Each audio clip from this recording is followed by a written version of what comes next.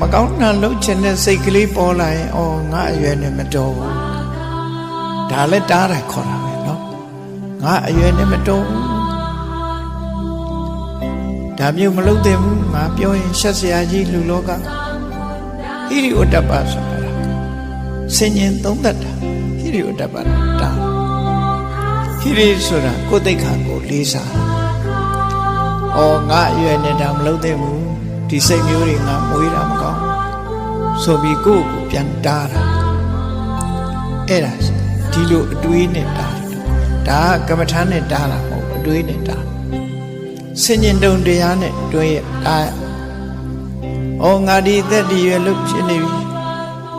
အော်သူများသက်ဒီတတ်နေတာသူများဥစ္စာခိုးတာသူတော်ဘာသားများ